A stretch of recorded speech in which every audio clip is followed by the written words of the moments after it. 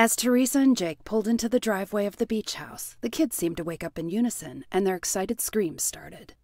They jumped out of the minivan as soon as it came to a stop. Teresa yelled after them to stay away from the water until their father could go in with them. Teresa didn't notice that the house looked like it was already open. She was too busy getting everything out of the minivan as quickly as she could so she could get to the grocery store, get back, and get organized. She sat at the table in the kitchen to double-check her list before leaving. Jake, already shirtless, was outside rounding up the kids to go swimming. As Mary and Miller made their way slowly up the driveway, Miller asked, "Mom, whose van is that?" Mary looked at the van and shrugged. "Probably Mrs. Boucher. She usually cleans on Fridays when someone is here." Mary got out of the car, opened the trunk, and started gathering bags. "Come on, kiddo. Let's get these groceries in the house and put away." Mary looked up and started at the sight of Teresa standing on the steps in front of her. Teresa, sure she had everything on the list she needed, picked up the list and her keys, walked out the back door, and came face to face with her sister, arms laden with grocery bags. "What are you doing here?" Teresa demanded. Mary was shocked. Teresa actually looked outraged that Mary was at her own beach house in her own odd year. Mary regained her composure. "Hello, Teresa. How are you?" Teresa folded her arms across her chest. "I said, what are you doing here?" "Teresa, it's her house," Jake said from the corner of the deck where no one had noticed he stood. "Mary," he said as he walked towards her, arms open wide to envelop her in a hug. "How are you? It's been too long." He turned to Miller, arms open. "Miller, look how you've grown." Miller took a step back. Mary spoke. "We're good, Jake. Mill, this is your Uncle Jake and Aunt Teresa.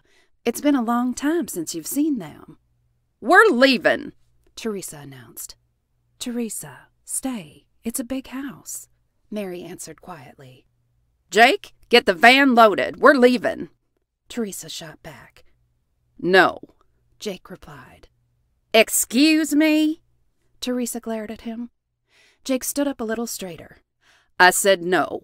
Teresa, your sister just invited us to stay, so we're not going anywhere. It's high time you two spent some time together." "Oh, hell no," Teresa retorted. Jake stepped to Mary and took the bags out of her hands. "It's a big house, Teresa. Get over it. Mary, let me help you with these bags, and thank you for inviting us to stay." Jake opened the door and walked into the house with Miller following behind.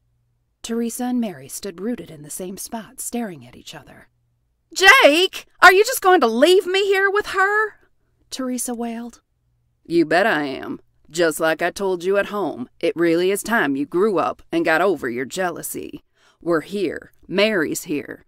You are going to handle it, and I don't intend to be the referee." With that, he closed the screen door. The two sisters stared at each other. Mary, who was cooler in a crisis than Teresa, made the first move. "Let's sit down out front and see if we can resolve some of this." "What's to resolve? As soon as Jake sees that I won't stay, we will leave you to your house." Teresa stood with her fists clenched and parked on her hips. "I've invited you to stay. The house is big. We are adults. We can work this out and behave like family. I'm sure that would please our parents." "Well, you've always pleased them, no matter what you did." "Let's sit down, and we can begin right there." Frankie was busily adding things to the boxes by the kitchen door and directing Miller and Gerald to grab this or that, adding even more items to the already stuffed boxes. Meanwhile, she continued chatting with Doc a mile a minute. Doc was amused with this friendly lady and what looked like her clan. Frankie said, "There's a box right there beside the door. If you can grab that, we can carry the rest of it out to your car."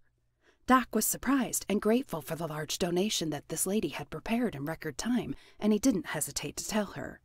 "Ma'am, I am ever so grateful for this. We go through things like this so quickly, and since we're a volunteer organization, sometimes we just don't have the cash to buy everything we need when we need it." As they reached his Jeep, he heaved the box he was carrying into the passenger seat and directed them to set their armloads near the back. Frankie smiled. "Oh, heavens, you're most welcome, but call me Frankie." Doc offered her his hand. "Thank you, Frankie. I'm Travis Grayson, but everyone around here calls me Doc. Is this lovely young lady your sister?" he asked, looking at Miller. Miller burst out laughing, and Frankie gave her a playful swat on the arm. Flattery will get you everywhere, Doc. This is my niece, Miller. Doc smiled at Miller. Are you named after the island, Miller? Miller blushed. Yes, I am. You look familiar. Do you go swimming really early every morning around here? Travis laughed. I wish I had time to, but no. I do swim a lot, but not every morning. I live on the bay side of the island, so when I do swim, I usually go to the public beach. Miller smiled. You look like someone I've seen before. Doc laughed. It's a small island. You could have seen me anywhere. The bakery, the surf shop, the market. He extended his hand to her.